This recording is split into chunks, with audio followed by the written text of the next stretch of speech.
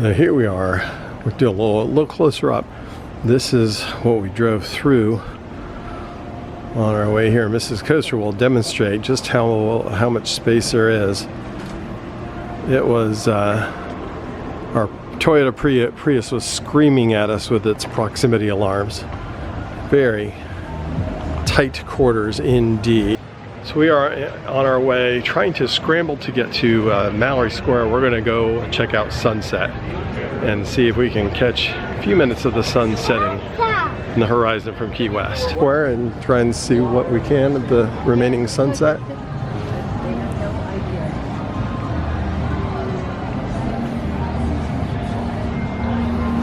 On our way to Mallory Square, we're passing by the Key West Museum of Art and History, also known as the Customs House. So looks like we are going to get here just in time to see the sun setting over the horizon. It looks like it's going to be a beautiful one. And it's looking very pretty out here for the sunset. Boats in the background. Some sails out there on the horizon, but just a beautiful sunset.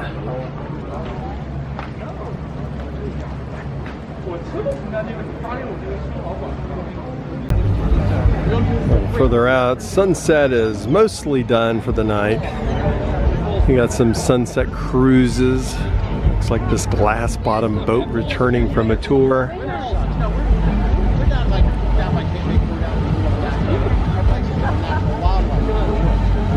Very happy, festive sunset enjoyers.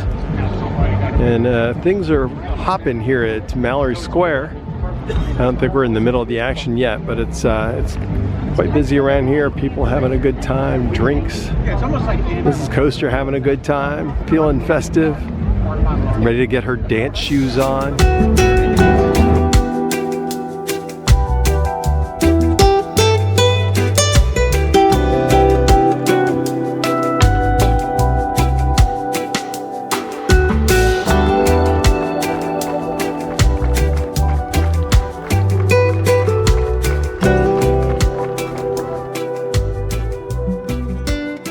Good morning, everybody. The roosters are crowing outside.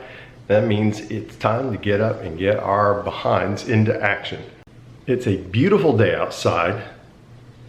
Let's take advantage of the weather and go have some fun and explore more of the Keys.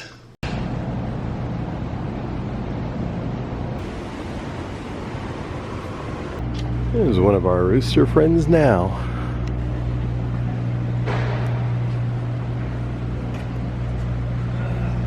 Fairly peaceful morning this morning on Duval Street, and we are making our way to our first stop. Cool things as we walk along Duval Street out to our first stop is the old Strand Theater, which is now a Walgreens, but it's kind of cool. They at least kept some of the facade out here so that you can see what it looked like the box office out front. There's the old Strand Theater, now a Walgreens.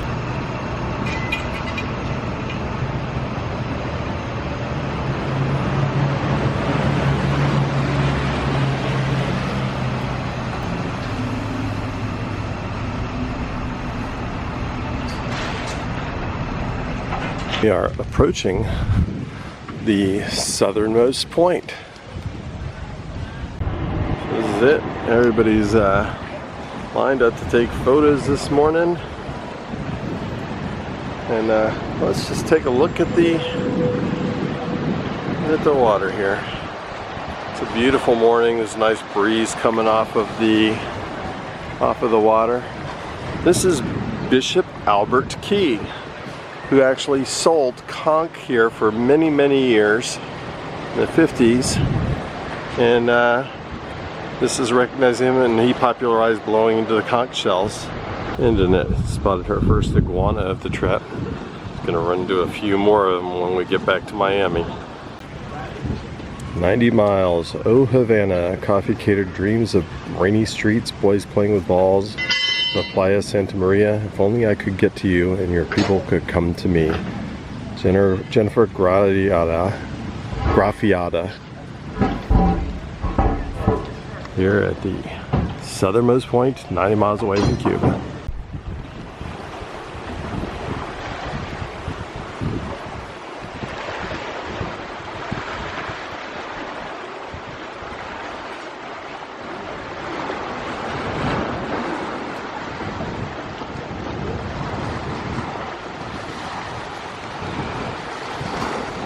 And Mrs. Coaster just spotted some little babies here. Why did the chicken cross the road? To take care of the babies.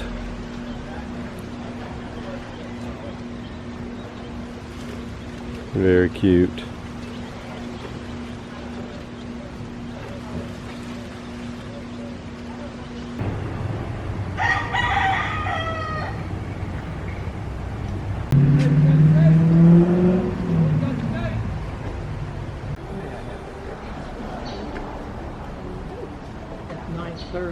We have the next guided tour. All right. Join in. Liz will take. Yeah, 1931 to 1939 Hemingway lived here.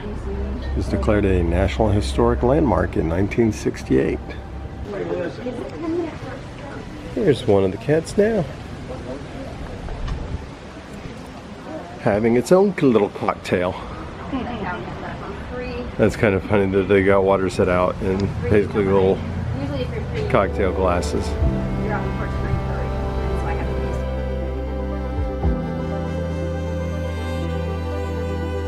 There's a space out here for private events. I guess you can rent it out for a wedding or whatever other private event you might have with a small platform. And look, there's another one of the cats. There are a lot of them that live on the property. We go inside the home and take a little tour.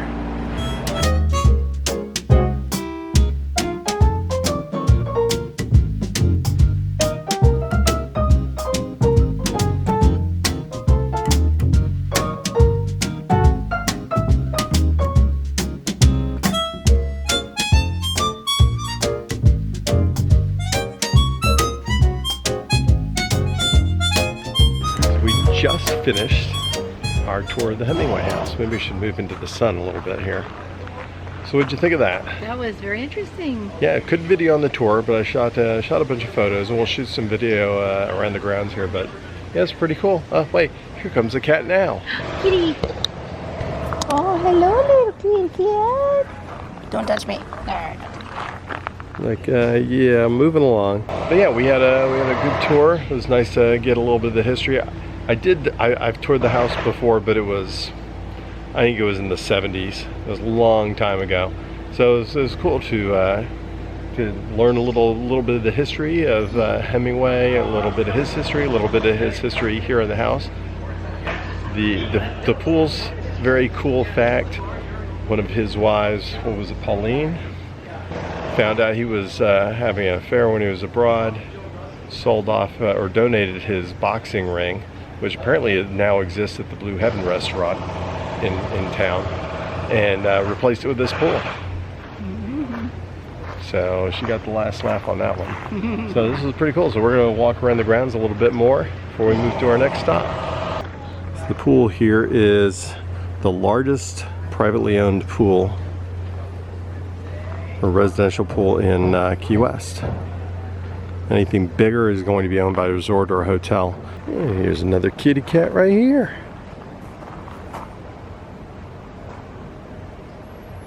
There's very pretty grounds, very peaceful grounds here. It looks like we got a cat condominium here that is designed kind of similarly to the house itself.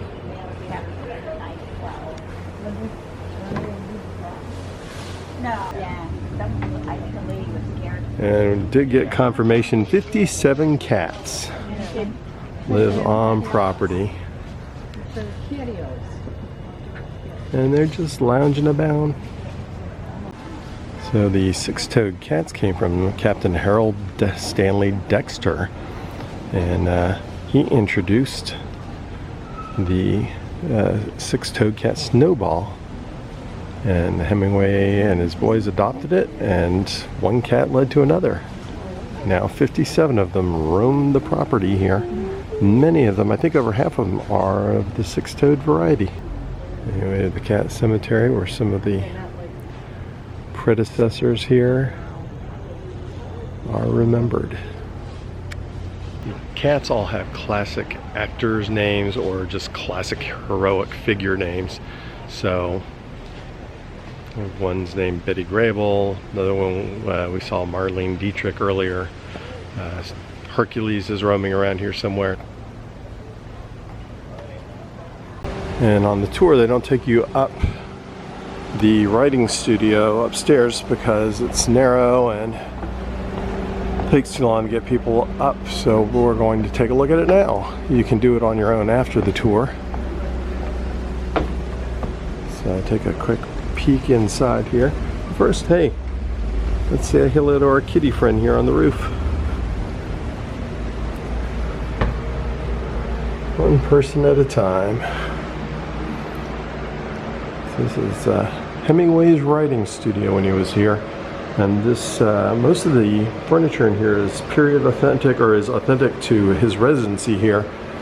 The typewriters are mostly replicas, but this typewriter right here is authentic. He did actually use that typewriter, so very interesting. Now let's go and check out the Key West Lighthouse. Looks like $17 admission for adults. The only lighthouse in the U.S. entirely within the city limits. Climb the 88 steps to the top of the lighthouse tower and enjoy a spectacular view of Key West. 88 steps sounds like a lot of fun, doesn't it? Maybe she'll skip the 88 steps, but we'll check out the rest of the museum. I will climb to the top. Okay. Just offshore along the edge of the Florida Keys is the Florida Street is the Florida Reef, only living coral barrier reef in the U.S. and North America. And the first Key West lighthouse pictured in this sketch was built in 1825 near Southernmost Point. A hurricane destroyed it. So they built this one, the second lighthouse, which is the one we're seeing here today. It was built in 1848. So we're going to head up to the top of the lighthouse here in just a minute. But Mrs. Coaster is going to join us. She's going to check out the museum and skip the lighthouse climb.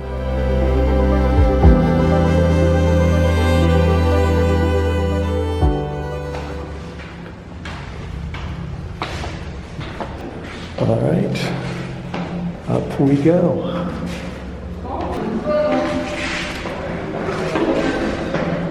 Danger. Exit the tower when a storm or thunder approaches. No one beyond this point cannot climb up to the lens level. There's the lens. All right, so we've come out here and here is our view. And you can see the cruise ship, Brilliance of the Seas, Royal Caribbean, hanging out there in the port by Mallory Square today. Looks like just one cruise ship in port today.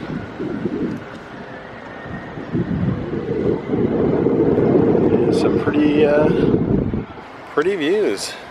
See some of what we're looking at here. Yeah, Mallory Square is pretty much right out there adjacent to the ship. And that is right there in the center of the screen, Mount Trashmore, highest point in the Florida Keys. Former landfill. Oh, look, it's Mrs. Coaster. Mrs. Coaster, I mean, I'm Mr. Coaster. She's, hopefully she's taking a photo or some video of me right now. A couple more points of fact. The tower right here is Whitehead Point. That is the site of the original lighthouse. And right there in the center, it's been having trouble focusing, but right there in the center is the Sand Key Lighthouse. It's on a reef that's intermittently covered by sand. There's only one way to go now, and that's down. It hasn't really been that bad as far as 88 steps, but it is a little bit dizzying doing the spiral staircase all the way up, and a little bit unnerving height-wise.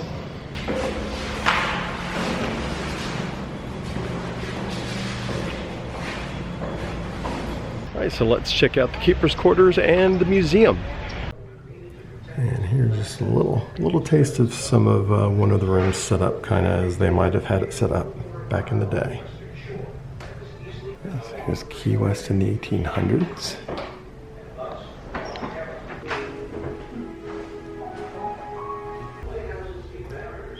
This little map shows you where the Key West Lighthouse is, where historic lighthouses have been located throughout the Keys, and then the Florida Keys Reef. The Cape Florida Lighthouse here on Key Biscayne off downtown Miami, we're going to be visiting that in a couple days. It was designed by the same builder, and a slight variation in height.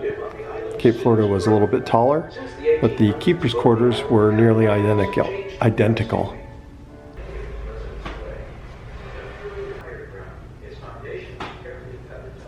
A fifth order fixed lens. Smallest of the Fresnel lenses used in American lighthouses. A smooth center gives off constant light. That was the Key West Lighthouse. What'd you think of that? That was interesting. Yeah, it's pretty. She did not want to go up the steps nor deal with the height. It's pretty narrow and high up there, but it was fun. It was fun to check out the views, beautiful views, which you'll get to see through the magic of video. And it was cool to learn a little bit of the history by going through the keeper's quarters. And as a reminder, if you don't want to go up the lighthouse, it's only $8, and you can visit the keeper's quarters in the gift shop and learn a little bit of the history. So let's keep moving. We got a lot to do and a short time to get there. And just spotted the conch train.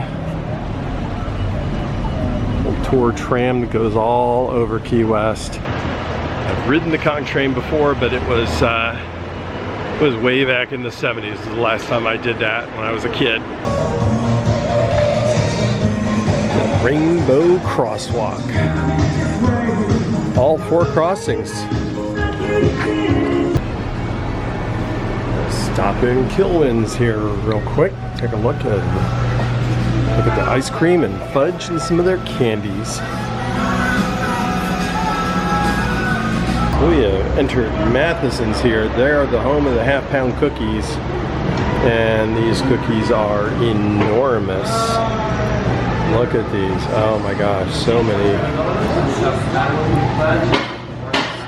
delicious kinds. Holy cow. There's all sorts of yummy stuff in here. Holy cow. So we're picking up a couple of cookies. And then, I mean, these are really big. And look at these things. I mean, these things have got to weigh more than a half pound. And Annette's had her eye on this place, the Wicked Lick Ice Cream. Liquid nitrogen crafted ice cream. And they've got a great logo or a great saying here. If you don't lick it, someone else will.